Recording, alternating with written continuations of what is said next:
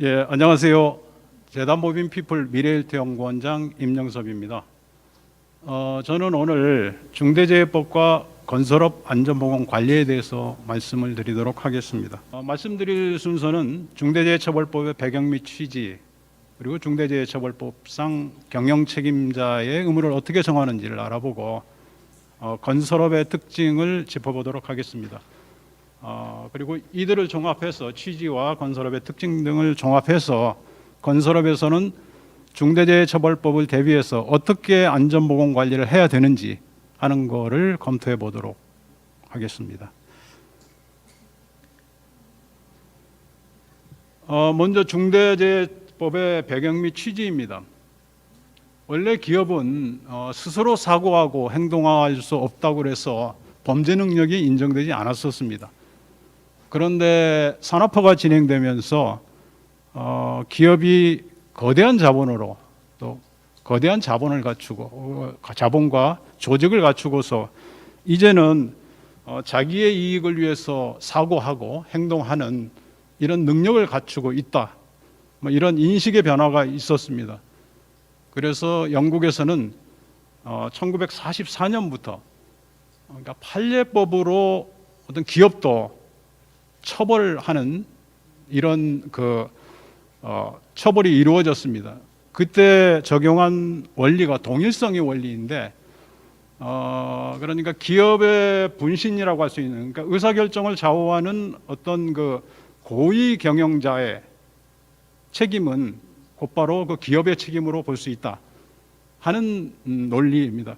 그런데 이게 실제 법 적용에 있어서 특히 큰 회사일수록 어떤 특정한 고위 임원의 귀책을 입증하기라는 건 쉽지가 않았어요. 그래서 사실상 처벌되는 경우가 많지 않았습니다. 그런데 영국도 1980년대, 90년대는 재난의 시대라고 할 수 있을 만큼 대형 사고가 상당히 많았습니다. 대표적인 게 1987년 벨기에 근처 해안에서 침몰한 헤럴드 오브 프리 엔터프라이즈 침몰 사고인데요. 그러니까 선수의 문을 닫지 않고 출항을 해서 곧바로 침몰합니다. 그래서 188명의 목숨을 앗아갔는데 사고조사 보고서에서도 보면은 구제적인 문제점이 있었다. 그러니까 회사에 뭔 얘기냐고 그러면 선장이 선수문이 열려 있는지 닫혀 있는지를 확인할 방법이 있지. 그런 장치가 없었고 매뉴얼이 있었는데 거기에 대한 지도 감독도 이루어지지 않았고 안전보건 교육도 이루어지지 않았다. 이거는 어떤 회사의 구조적인 문제점이 있다. 이렇게 조사 보고서도 지적을 하고 있고 검찰도 사실은 기소를 했어요. 회사에 대해서 법인 과실치사죄로 기소를 했는데 법원은 앞에서 말씀드린 동일성의 원리를 들어서 그러니까 회사의 특정한 고위 임원이 이 배에 대해서 특별히 개입한 것도 없고 이 배의 결함에 대해서도 알고 있었다고 볼 수 없다. 그래서 결국 무죄를 선고하고 맙니다. 이러한 것들은 그러니까 사고를 일으킨 근본적인 원인을 제공한 자와 처벌받는 자가 일치하지 않는 이러한 것들은 국민의 법 감정에 어떤 일치한다고 볼 수 없었을 것 같아요. 그래서 영국 의회도 이런 지적을 합니다. 이게 동일성의 원리가 현실적으로 적용되기 어렵다. 그렇다고 그러면 특정 고위 경영진이 아니라 경영진 누구를 특정할 게 아니라 고위 경영진 전체로서 어떤 관리상의 실패를 했다고 그러면 그 기업에 어떤 책임을 물을 수 있도록 하는 것이 바람직하다 하는 의견을 냅니다. 그리고 이것은 영국에 있어서 기업과실치사법을 제정하는 상당한 중요한 동인으로 작동하게 되는 것이죠. 한국도 크게 다르지 않습니다. 잘 아시는 세월호 2014년에 일어났죠. 세월호 사고로서 304명이 사망하는 큰 사고가 있었는데 원인을 보면은 화물을 더 싣기 위해서 구조 변경을 했고 화물을 제대로 고정하지도 않았고 가장 기본적인 안전수단이 평형수입니다. 근데 화물을 더 싣기 위해서 평형수를 뺐어요.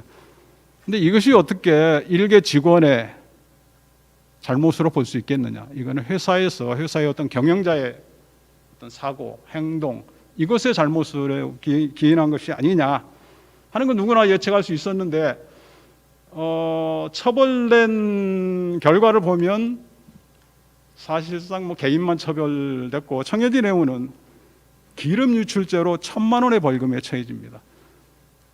1,000만 원의 벌금이라는 것도 문제지만 304명의 목숨을 앗아간 대가가 기름 유출죄라는 것은 국민들이 영웅 수용할 수가 없었을 것 같아요.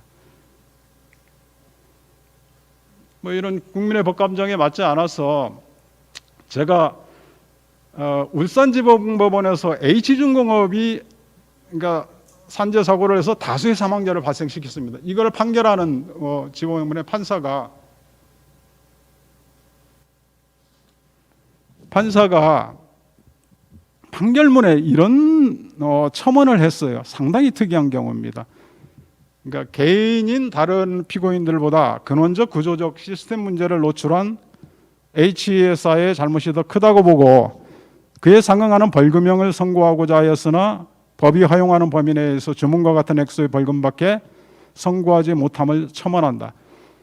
이게 상당히 그러니까 이례적인 거죠. 판결문에 이러한 그 첨언을 했다는 겁니다. 그러니까 이 판사가 느꼈을 분노가 느껴집니다. 이런 것들이 우리 중대재해처벌법을 제정해야 한다는 아마 그런 어떤 동인으로 작용하게 되는 것이죠. 이래서 이게 입법 지지 논리로 이어지는 거죠. 정의당의 강은미 의원, 입법을 추진한 의원 중에 하나죠. 이분도 그러니까 중대재해가 어떤 노동자 개인의 단순한 과실에 의한 사고가 아니라 위험을 제대로 예방 관리하지 않았기 때문에 발생하는 기업 범죄임을 인식할 필요가 있다 하고 제안서에서 밝히고 있습니다.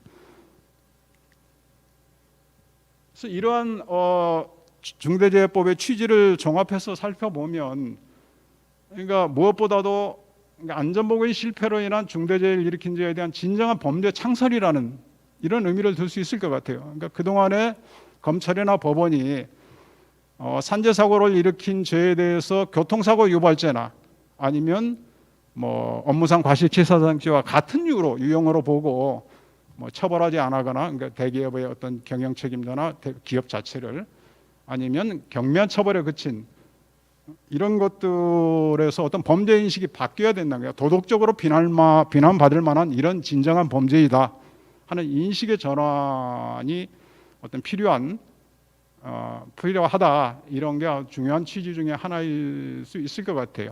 근데 여기 영국의 기업과실치사법을 평가한 그 논문에도 보면은 이거를 여기에 상당한 의미를 부여하고 있습니다. 그러니까 진정한 어떤 그 제목을 드디어 부여했다. 어떤 사회적인 범죄에 대한 인식의 전환이 이루어졌다 하는 거를 중요한 의미로 보고 있는 거죠. 또 하나는 그러니까 현장에서 일어나는 단순한 일회성 위반에 대한 어떤 경영진의 책임을 묻고자 하는 건 아닙니다. 경영진의 관리 실패, 현장 행위자의 잘못이 아니라 수뇌부의 어떤 사고나 행위하는 것이 잘못됐을 때 이거에 대한 책임을 추궁하는 것이다. 또 상당히 중요한 취지 중에 하나일 수 있을 것 같고요. 또 하나는 뭐 그동안에 많은 분들이 염려를 하셨는데 현장의 관리 책임자만 처벌되는 거 아니냐. 근데 현장의 중하위직급의 관리 책임자를 처벌하기 위한 법이 아니다. 이거는 다시 말씀드리지만 고위 경영진의 위법 행위에 대한 책임을 추궁하기 위한 것입니다. 또 하나는 우리가 이것도 잘못 전후가 바뀐 생각을 하는 분도 상당히 많이 계시죠. 그러니까 처벌을 위한 법이냐 중대재해법이 사실은 궁극적으로는 강한 처벌을 통해서 기업이 구조적이고 시스템적인 안전보건관리 체계를 구축을 하도록 촉진하는 법입니다. 그러니까 이러한 취지들을 염두에 두고서 우리가 살펴보면 좋을 것 같아요. 그래서 법률에서 정하고 있는 경영 책임자 등의 책임은 4가지입니다. 그래서 안전보건관리 체계를 구축하라는 거고 뭐 당연한 얘기죠. 재발방지 대책을 수립하고 감독기관에 명한 명령을 이행하라는 거예요. 마지막으로 4번째로는 안전관계 법령이 정하는 의무 이행에 필요한 관리상의 조치를 하라는 겁니다. 그래서 지금 오늘 제가 말씀드린 것은 1항과 4항의 의무를 어떻게 구체화할 것인지 하는 것들을 제가 오늘 그 방향을 말씀드리려고 하는 겁니다. 지금 정부에서 검토하고 있는 시행령 방안이 알려지고 있습니다. 사실 입법안이 입법 예고가 되지는 않았지만 그걸 살펴보면 1호과 4호에 주로 뭐 안전보건 그러니까 인력과 예산을 확보하라는 거고 본사의 안전 전담 조직을 두라는 거고 이런 것. 그다음에 사항에 대해서는 관리상의 조치 관련해서는 그 점검 결과를 보고받고 확인해라. 아니면 종사자가 안전보건 법령을 잘 이행할 수 있도록 촉진하는 이런 제도를 만들어라 하는 것들이거든요. 이런 것들을 보면 살펴보면 앞에서 살펴본 어떤 이 법의 취지에 크게 어긋나지 않는 이런 방향으로 검토가 되고 있다고 생각이 돼서 상당히 안심이 됩니다. 중대재해법 관련한 건설업의 특징을 알아보겠습니다. 건설업의 특징이 제조업과 구분되는 상당히 그 특별한 특징적인 어떤 생산 방법을 가지고 있는데 중대재해법과 관련한 것만 알아보면 뭐 잘 아시다시피 건설업 사고 사망자는 전 산업의 반 이상을 차지합니다. 그러니까 건설업은 뭐 생산 시설이 임시 가시설물이죠. 고소 작업도 많고 또 5개 작업이라서 날씨 변화에 대한 어떤 그런 변화도 많고 위험 요소가 많아서 사망 사고가 많은 거죠. 다시 말씀드리면 중대재해법의 처벌 대상으로 될 가능성이 크다는 겁니다. 건설업이. 또 하나는 사업장이 한 곳에 모여 있지 않고 전국에 산재하고 있습니다. 그러니까 그 산재한 사업장을 관리하기 위한 어떤 관리 체계, 안전관리 체계 이런 것들을 구축해야 될 거고 그런 현장에서 법령이 지켜지는지를 관리하기 위한 어떤 그런 시스템을 갖춰야 한다는 얘기죠. 또 하나는 건설공사는 주문 생산입니다. 그러니까 자기가 생산 기간과 생산 비용을 정할 수가 없어요. 발주자와 연계가 됩니다. 그런데 문제는 이 법의 아주 중요한 취지 중에 하나인 어떤 안전보건관리 체계 또는 관리상의 조치를 하라는 것 중에 만일에 예산이 부족해서 안전관리를 못했다. 또 인력이 없어서 안전관리가 소홀해졌다 하면 누가 책임지겠느냐? 발주자가 아닙니다. 시공자, 건설업자가 책임을 져야 된다는 얘기죠. 그래서 입찰 단계에서부터 이러한 것들이 너무 훼손되지 않도록 유의하여야 할 것입니다. 또 하나는 공사가 굉장히 복잡한 하도급 체제로 중층 하도급 체제로 이루어집니다. 다시 말해서 그 여러 가지 관련된 업체를 관리하기가 쉽지 않다는 거죠. 그런데 이 법은 제3자에게 도급을 준 경우에 그 수급자의 안전관리 조치도 도급자에게 부여하고 있다는 점을 유의할 필요가 있습니다. 앞에서 말씀드린 그 사망자의 통계를 잠깐 살펴보면 질병자를 포함한 질병 사망자를 포함한 경우에는 전 산업의 한 25%니까 4분의 1 정도 되죠. 그런데 사고 사망 질병자를 위한 사고 사망자만 보면은 전 산업의 반 이상을 차지하는 거죠. 건설업이. 또 하나 유의해서 볼 거는 그러니까 다른 나라도 건설업이 위험하긴 마찬가지입니다. 그래서 전 산업의 사망 만인율보다 건설업 사망 만인율이 상당히 높은 비중을 차지해요. 근데 여기서 특이한 거는 영국 같은 경우에 한 전 산업 대비 1.4배 정도 되는데 우리나라 한 4배 정도 되는데 우리나라는 거꾸로 한 1.4배 정도 돼요. 그러니까 우리나라가 건설업 사망 만인율이 전 산업 대비해서 상대적으로 낮다. 이게 왜 그럴까 하는 것을 좀 유의해서 살펴볼 필요가 검토할 필요가 있을 것 같아요. 제가 추정하건대는 아마 건설업 근로자를 제대로 다 세울 수가 없어서 그냥 인건비에서 추정하는데 그게 아마 과다 산정이 되었거나 아니면 건설업에서 보건관리나 이런 것 속으로 발생하는 질병 사망자를 제대로 카운트하지 않아서 생긴 현상일 수도 있을 것 같아요. 검토가 필요할 것 같습니다. 그러면 이런 것들을 취지를 반영해서 또는 건설 현장의 어떤 특징을 반영해서 중대재해법 대비해서 어떻게 건설업 안전보건 관리를 해야 될 것이냐, 무엇을 해야 되고 무엇을 하지 말아야 될까 하는 것들을 좀 짚어보면은요. 첫째, 안전보건관리 체계 구축입니다. 그러니까 산업법상 안전보건관리 체제는 당연히 구축해야죠. 안전관리 책임자부터 저 밑에 안전관리자, 보건관리자까지 검토하고 특히 이 법에서는 본사에 안전관리 전담 조직을 두도록 했습니다. 그러니까 시공능력 순위 200위 이내의 건설업체는 본사에 아마 안전보건관리 전담 조직을 둬야 할 것으로 생각되고 아까 말씀드린 어떤 예산이 적정한 예산을 편성하고 집행해야 될 것이고 특히 산업안전보건관리비를 타용도로 사용하지 않도록 유의해야 될 것입니다. 그리고 적정한 공기 확보, 돌관 작업 지시 금지 등을 해야 될 것이고요. 뭐 당연한 얘기지만 사고가 발생했을 때는 재발 방지 대책을 수립해야 되고 감독기관이 명한 명령의 이행을 해야 됩니다. 이 두 가지를 위반했을 경우에는 이거는 아마 다른 변명의 여지가 없을 것 같아요. 그냥 처벌 대상이 될 것입니다. 그래서 이거는 뭐 당연한 얘기고요. 마지막으로 아까 안전 관련 법령의 이행이 필요한 관리상의 조치를 해야 된다.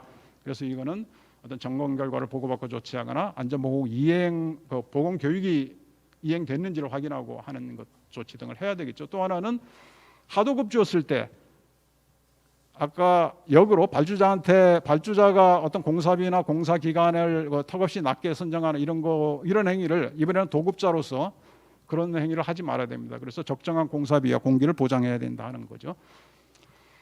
이 법으로 유죄 판결, 그러니까 검찰이 기소하거나 법원이 유죄 판결할 가능성이 높은 경우가 어떤 경우일까? 첫째는 중대재해 발생 예견 가능성이 높을 때입니다. 한마디로 말씀드리면 상식 이하의 안전관리를 해서 누가 봐도 사고가 일어날 가능성이 높다고 판단되면 이 법을 적용할 가능성이 굉장히 커집니다.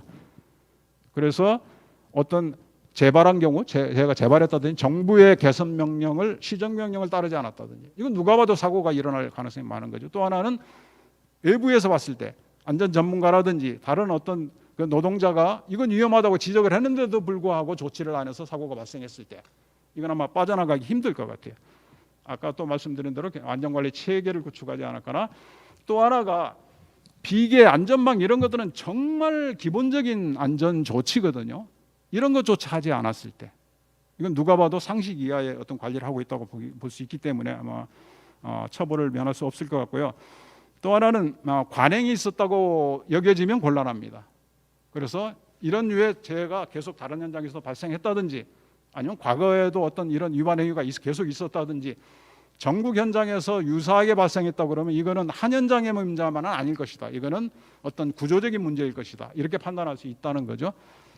거꾸로 어떤 사고가 났지만 처벌받지 않을 법준수 노력을 다했다고 입증할 수 있는 그런 걸 알아보면 하나는 아마 안전 인증을 획득하는 것도 도움이 될 겁니다. 코샤 MS라든지 ISO 45001 등을 인증받으면 그 내용 중에 안전관리 체계라든지 예산이라든지 이런 것들이 다 들어가 있거든요.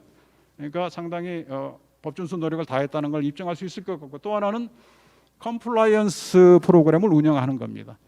그래서 전국의 산재한 그 현장들의 어떤 법이 지켜지는지를 감시하는 그런 노력을 다했다는 걸 보여줄 수 있는 거죠. 사례로 시간이 좀 촉박하긴 한데요. 빨리 말씀드리도록 하겠습니다. 광주에서 철거 현장에 붕괴 사고가 나서 문제가 생겼는데 그 전에 사실은 2019년에 잠원동 철거 현장에 붕괴 사고가 나서 굉장히 사회적 이슈가 돼서 건축물 관리법을 만들었습니다. 새로 제정을 했어요. 거기에 보면 그 철거 공사 계획서를 제출했는데 구청에서 보완 지시를 했습니다. 그래서 철거물은 그날 치워라, 또 구조를 보완해라 이렇게 했는데 그거를 안 지켰던 거죠. 또 하나는 1차로 소위 아차 사고라고 하는 거죠. 1차로 붕괴 사고가 있었어요. 인명재해는 없었지만 인명피해는. 그런데도 불구하고 공사를 계속했습니다. 그러니까 이 경우에는 아마 중대재해법의 처벌을 벗어나기가 어려울 것 같아요. 시정명령을 따르지 않았고 또 하나는 재발방지 대책이 제대로 세워졌다고 볼 수 없는 거죠. 그래서 마지막으로 말씀드리고자 하는 것은 한간에 중대재해가 발생하면 사업주가 무조건 감옥 간다. 이런 우려들이 있는데 그거는 사실이 아닙니다. 사업주가 법 위반을 해서 특히 어떤 안전관리 체계를 구축하지 않았든지 관리상의 책임을 안 해서 관리상의 책임을 다하지 않아서 중대사고가 났을 경우만 처벌된다.